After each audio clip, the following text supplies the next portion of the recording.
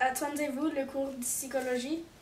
Oui, j'espère que la psychologie me donnera une nouvelle perspective sur mes recherches et m'aidera à mieux comprendre l'anthropologie dans différentes façons.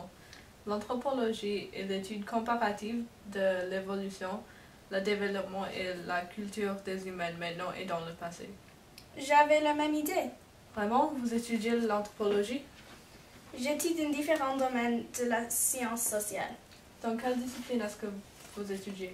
J'étudie les structures, développement et fonctionnement dans les humains et en bref la sociologie. Oh, ça c'est intéressant. Quelle coïncidence que nous deux étudions les sciences sociales. Oui, tu sais que je suis un peu célèbre dans mon domaine. Moi aussi, nous avons beaucoup en commun. C'est assez étrange. Malheureusement, je ne pense pas que j'ai entendu parler de vous. Qu'est-ce que vous avez accompli? Vous n'avez jamais entendu de la famille Leakey? Je suppose que ça fait du sens puisque vous étudiez la sociologie à la place de l'anthropologie, mais ma famille et moi avons découvert des fossiles de Homo habilis en Afrique. Homo habilis avait fait un impact immense sur la communauté scientifique. Ils servent comme évidence physique pour un concept important, l'évolution. On a déterminé le lien entre la première femme, Lucy, et les humains modernes. C'est tout à fait fascinant. Mais comment est-ce que ça aide les gens d'aujourd'hui à approfondir leur connaissance d'anthropologie? Je veux dire, ils sont tout simplement des os. C'est quoi l'importance? Quelle est l'importance? L'importance est son impact sur la science. Les fossiles étaient de 2,3 à 1,5 millions d'années. C'est fantastique que quelque chose si vieil peut nous donner ces informations. Ça aide à déterminer les modèles dans notre comportement dans le passé pour mieux comprendre notre culture et d'où nous venons. Je suppose que vous pourriez dire cela. Est-ce que ça c'est tout? Nous avons aussi découvert des outils dans le passé, comme des haches, construisent des roches d'eau et de la bois. Il a montré comment nous avons agrandi en tant qu'espèce et la culture de l'époque. Je suppose que les fossiles servent un objectif. Et toi, qu'est-ce que vous avez accompli? Tu n'as jamais entendu dire le nom Émile Durkheim? Pas que je me souvienne. J'ai ouvert la voie pour les autres sociologues. Comment? Pendant que j'ai observé la nature changeant dans la société, j'ai identifié et classifié les 3 types de suicides. Je comprends pas comment ça se considérait révolutionnaire pour les sociologues. C'était un nouvel concept et terme.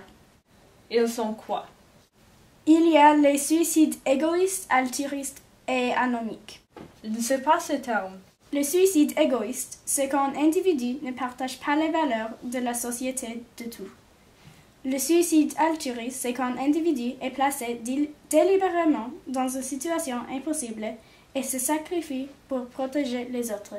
Finalement, le suicide anomique, c'est quand quelqu'un s'est dépassé par un changement soudain dans la société et il est incapable de faire face à l'effondrement social.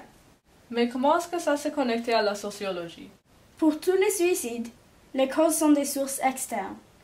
Ils sont toujours une réaction à la société. C'est quoi l'importance d'identifier les différents types de suicides? Si nous pouvons comprendre les causes du suicide, nous pouvons mieux comprendre les personnes. Nous pouvons mieux comprendre notre société. Cela peut aider à prévenir d'autres décès. Ma recherche a exploré plus la mentale humaine. C'était un nouveau terme dans mon temps et maintenant nous basons beaucoup de recherches sociologiques sur cela. Vous avez fait tout ça? Oui, j'ai aussi écrit quelques livres. Moi aussi. La liste de similarités juste grandit. Clairement, nous sommes tous les deux accomplis dans notre domaine sélectif du travail, toi dans la sociologie et moi dans l'anthropologie. Oui, je suis si excitée pour comprendre la psychologie. Aussi, peut-être on peut devenir des experts dans ce domaine non plus. Quand est-ce que la classe commence? Je ne sais pas. Il a l'air que ça prend beaucoup de temps. Où sont les autres étudiants? Je n'ai aucune idée. C'est la première classe. Pourquoi est-ce que le professeur est en retard? Pensez-vous qu'il est aussi accompli que nous? Il disait quelque part que le professeur était Sigmund Freud.